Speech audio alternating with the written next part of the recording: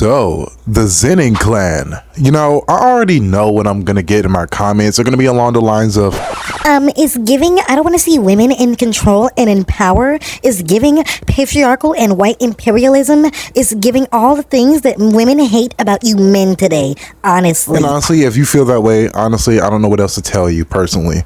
I just feel like in modern day, a lot of traditional ideologies are demonized immediately. And I think that's honestly exemplified with no better example than the Zenin clan in Jujutsu Kaisen. And it kills me because a lot of my favorite characters come from the Zenin clan, i.e. Toji, Megumi Fushiguro by proxy, and many other characters that I just think are interesting. And it could have been a wonderful opportunity to expand upon how traditional values still have value in the modern day, in modern society. But instead of that, Gege, being biased bastard that he is, all he simply does is literally just make a parody of traditional ideology. And it kills me because, again, Naoya is a prime example. He is everything that red pillars claim they are. He is everything that people hate about traditional men and is pushed to 11 with him, like, honestly. And I don't like it at all because, again, Naoya could have been like a really great character if he had, again, better representation on his values instead of making him just something to hate and have his traditions and values to be something to hate. And like, I see a lot of people praising Gege for being like, oh, he shined the light on this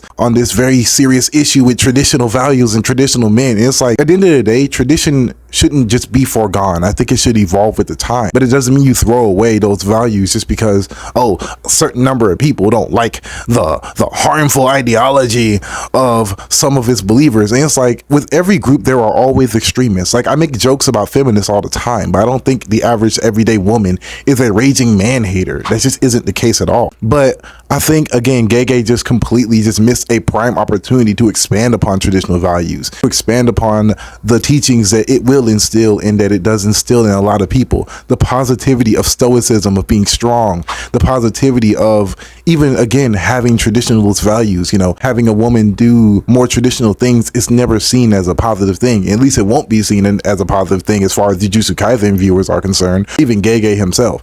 And again, I just think that's a problem for me.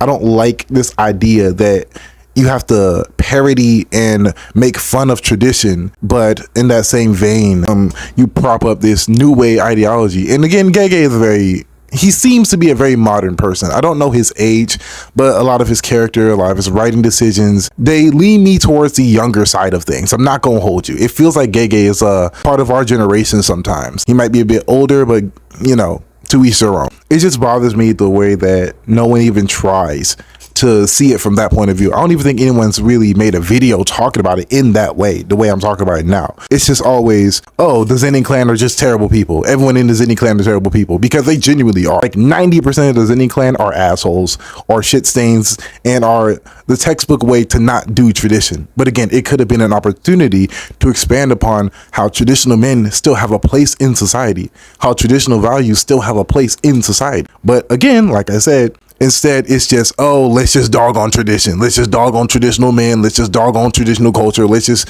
rag on it. Let's just make them seem as if they're the biggest naive and closed-minded people to ever walk the earth. And I don't understand it. And I don't really feel too represented as a more traditional thinking person myself. Personally, it does feel a bit antagonistic towards people who have similar beliefs as those, and I don't think that's really necessary. You know what I mean? Like, I think there's nothing wrong with having two. Like, I think the traditional side of society is still valuable. I think for the most part, especially young men nowadays, could use some of that same ideology nowadays to help them and to guide them towards responsibility, help them and guide them towards a brighter path, instead of just, you know, consuming the same, you know, copy and paste. Oh, tradition is bad, and, you know, conservatism is bad, and everything is bad, and you have to be more, you got to be more open to all things and everything, you know. And it's just like, I don't understand this. It feels like toxic positivity. Like, everything needs to be inclusive, everything needs to be this one way, and if it isn't, then it's inherently negative. And I don't believe in that. I believe that there is a healthy medium for both. I think you can have tradition and you can have a more modernized understanding of things. I don't think you need to have it one extreme with the other, because two extremes don't make for a good conversation, doesn't make for a good storytelling if you're inherently demonizing a certain majority of people. you know, for the most part. But that's just my take on this. I already know a lot of people in the comments going to be having their 2 cents, and honestly, I welcome it. I want to see this conversation go somewhere. Let me know what you guys think. Like, comment, subscribe, do all the good stuff. I'll see you in the next video. Peace.